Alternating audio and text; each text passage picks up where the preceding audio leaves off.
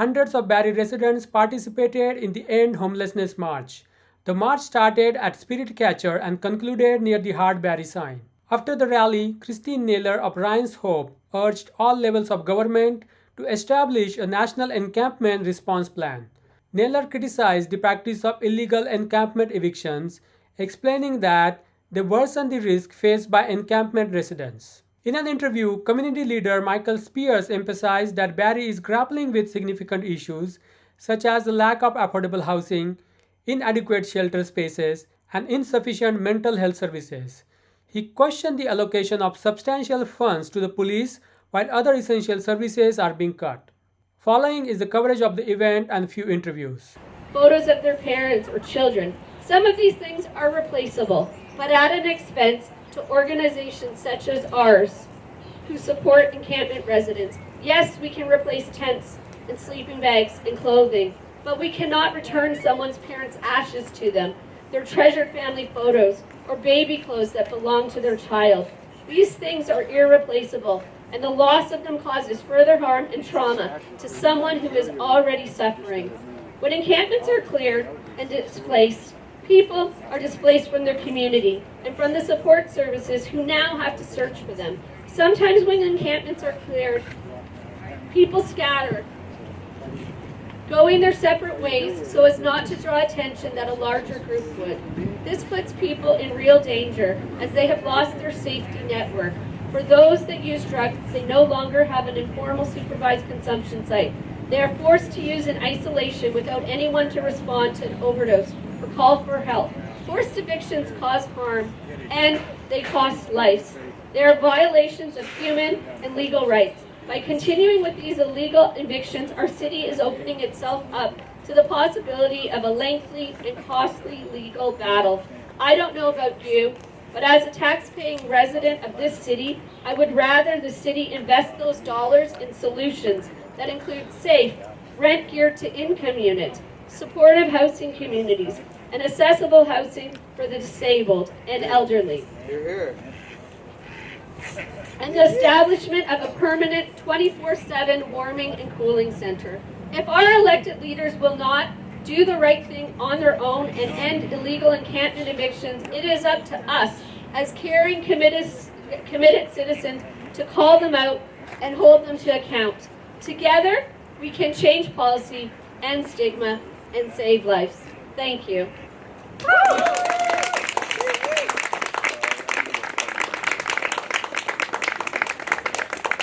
And now I invite Ashley Penu up to speak. Ash Penu is a beloved member of our Ryan's Hope family, serving as part of our street outreach, peer support, and advocacy and events team. Ash brings her own life experience to the work she does, having lived with her own mental health challenges of depression and anxiety. Ash recently completed the peer support core competencies training. Ash carries the weight of grief with her, having lost 2 cousins and multiple friends to toxic drugs and system failures. Ash has a beautiful way of meeting people where they are at and building beautiful and authentic connections with them. I have the privilege not of only having Ash on our Ryan's Hope team, but also having her in my life. I am proud to introduce you to my niece, Ash.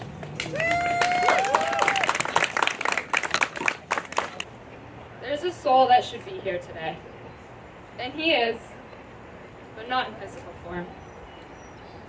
In fact, there are so many souls, so many energies with us today, not in physical form. I know you're thinking of them, so say their names right here, right now, out loud. Go.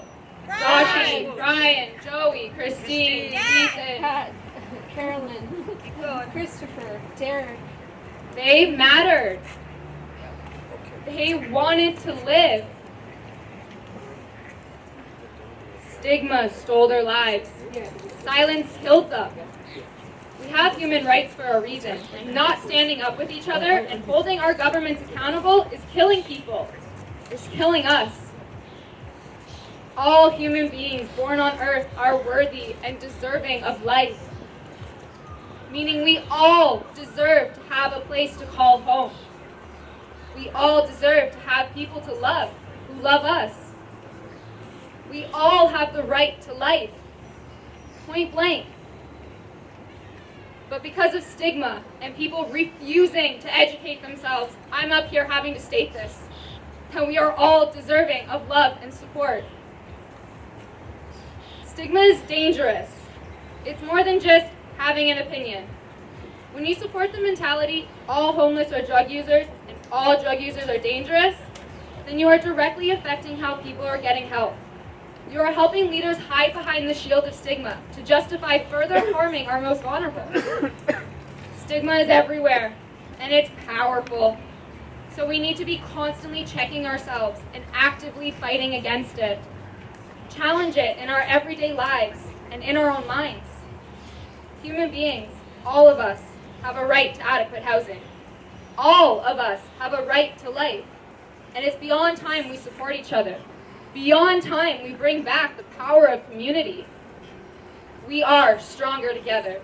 And we would be so much better off if we were supporting each other instead of acting like red and black ants in a jar. We have the power to change the world we live in. We have the power to help each other. We have the power to heal. But it's up to us. We have to fight for it. Thank you. I would now like to invite our next speaker up. Lori Schneider is a peer support volunteer with Ryan's Hope. She has volunteered with our Breakfast to Go program and is a member of our street outreach and peer support teams. As a peer support volunteer, Lori is able to connect with people at a personal level of common lived experience. Lori recently completed her peer support core competency training. Lori has lived with drug addiction for 23 years and has been homeless on and off during those years. She knows firsthand the challenges faced by those experiencing homelessness in our community. Lori and her husband Ron went on methadone in 2006 and had 7 years of sobriety before relapsing into active addiction. Lori started her recovery on April 29, 2023. Her husband Ron earned his sobriety and his wings on February 20th, 2023, when he was murdered in downtown Barrie. This is Lori's second time sharing her personal lived experience publicly. I applaud Lori for her honesty and her courage. Please welcome Lori. Hi everyone, my name is Lori Schneider and thank you all so much for being here today. I'm 46 years old and I was with the love of my life, Ron, for 30 years. Together we raised two beautiful, amazing children. Our daughter Karina is 29 years old and has always been a good girl. She finished high school and college, all the while raising two little girls. She is now a mother of three little girls. And I can tell you, our four girls have always been the light of mine and Ron's life. Our son Carter is now 23, and his life is much different than his sister's. At the age of 2.5, Carter started seizing, and by the age of 8, he was diagnosed with Lennox Gastaut syndrome, which is refractory medication-resistant epilepsy. During his life, Carter has been in 19 medically induced comas as a result of nonstop seizing. Ron and I always had a home for our children. They knew no matter what, a roof would be over their heads. As the years of raising a child with severe cognitive, behavioral, physical, emotional disabilities went by and got extremely hard, Ron and I slowly became addicted to prescription medication. At first, we thought it was helping us to care for a child with great needs. So by the time our son was 20 years old, we were in active addiction. Ron and I did everything for our son with no help at all from the system. We constantly begged for help, that we could not do this alone, and with the lack of help and becoming so overwhelmed, we sank further into the dark. Until one day, Carter was taken away from us, and we lost all hope and felt like complete failures, even though we kept him alive his whole life. Shortly after that, Ron and I kind of gave up on keeping a big house going for the two of us that we could not afford. That's when we became homeless in early 2021. During the 2.5 years that Ron and I spent on the street, we found roadblocks after roadblock. We did not have enough money to even consider renting a room for ourselves. And when we did, on the rare occasion, find something that we could afford, nobody would rent to us, not even when we would agree to have our funds automatically sent to the potential landlord. We spent our nights in a tent whenever we had one. Sometimes we were outside without cover. And when it started to get cold, we would find shelter in bathrooms, doorways, bus shelters, and Busby Center. Ron was my safety, and we only wanted to be together. There is no help for couples here in Barrie. We couldn't get shelter as a couple. We did go to the Busby a lot during the winter months, but life's traumas made it hard for me to be away from Ron. So in order to feel safe, we stayed together outside.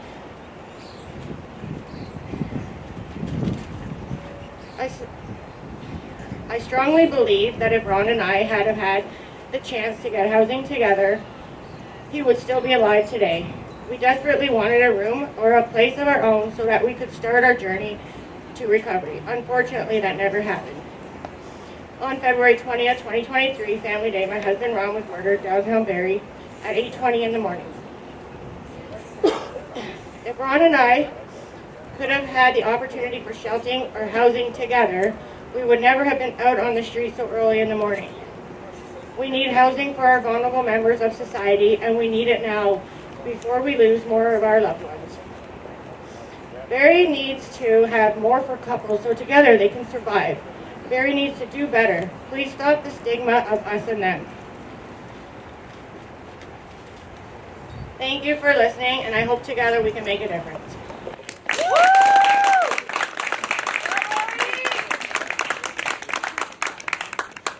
And now I'm going to invite Anissa up. I'm going to introduce her first. I can't say her last name properly, so I'll let her say it. But Anissa has worked as a nurse in the mental health and addictions field for over 12 years.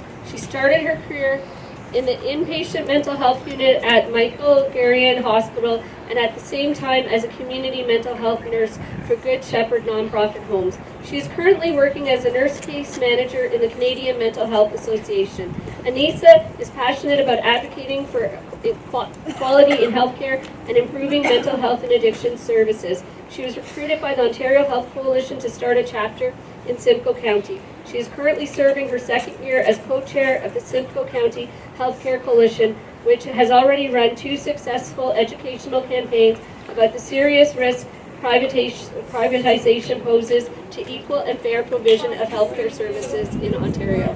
So I'm going to pass the mic over to her. Thank you, sorry. I didn't want to say it wrong. My last name is... I have been a nurse for 12 years, or over 12 years, specializing in mental health and substance use issues. I have worked both in hospital and community settings, and I had the privilege to work for 7 years in a Housing First program for Good Shepherd nonprofit homes in Toronto. I also volunteered time on the first safe consumption sites in Toronto. In all these years, I have met and served many people experiencing homelessness and learned invaluable lessons from them. Getting people housed is a goal, but it doesn't end there. People who have been unhoused for many years require compassionate support on their path to recovery. It's not enough to provide homes. We also need to provide community and connections for them to thrive. Programs like Ryan's Hope and others in our community provide that community and connection. We need more of this. As frontline nurse, I have seen Housing First programs, harm reduction programs, safe consumption site programs, and they do work. We need to start listening to frontline workers and to the extensive body of research, to the voices of those with lived experiences, to their families and communities. And what we do not need is empty policies and soulless enforcement.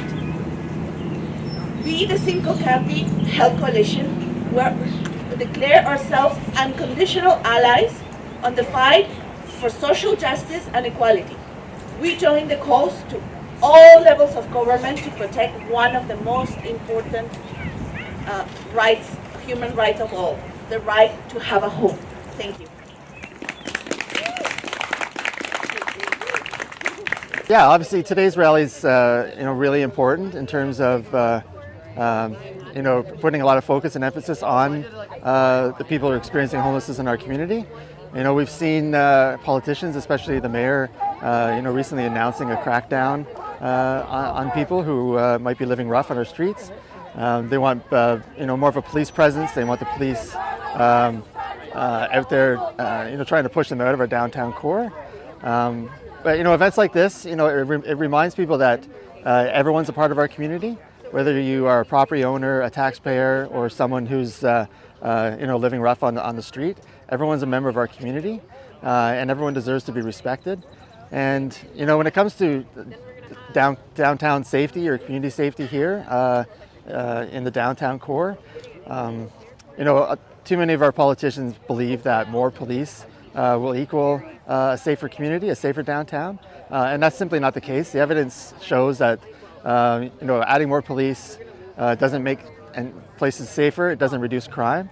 That really the community should be emphasizing putting money into the services that people need, mental health services, obviously affordable housing, shelter services, warming and cooling center, things like that, where you make people's people who are struggling to live day to day, where life's a real struggle, making their lives more livable is the key to creating a better community and a better downtown and city for everybody.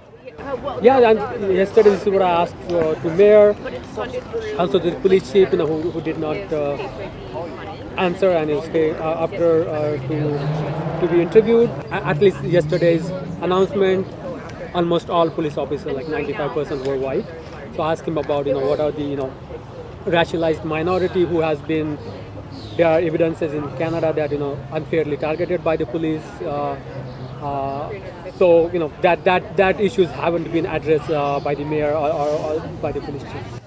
Yeah, and those types of issues probably won't be addressed by the police chief or the mayor. They don't want to talk about issues like that. People need to realize that police and policing doesn't actually work to protect people. It protects property. So it protects business owners. It protects community infrastructure and things like that. That's their emphasis. That's their focus. And any protection to the public is secondary. And so, again, it's, the mayor talks about making the community safer, but they don't want to talk about safer for who. When they talk about making it safer, we know that they're talking about the person who owns the business. They're talking about the mainly well-off people who feel unsafe in the community. They may not actually be unsafe here in the downtown, but they feel unsafe. And so that's the mayor's audience. And so we really need to put a focus on making communities safer for people who are vulnerable, and events like today where we're out here together in community, calling for better services, calling for more focus on issues affecting our homeless population. That draws attention to the idea that everyone needs to feel safe in our community, not just a selected few people. Yeah, and the last question about your upcoming deputation on, I believe, June 20th. So what is that about? So the Police Services Board's meeting on June 20th. They're taking deputations from the public about the upcoming police budget. We've seen the police budget over the past few years rise exponentially. It goes up by $5, $6, $7 million every year.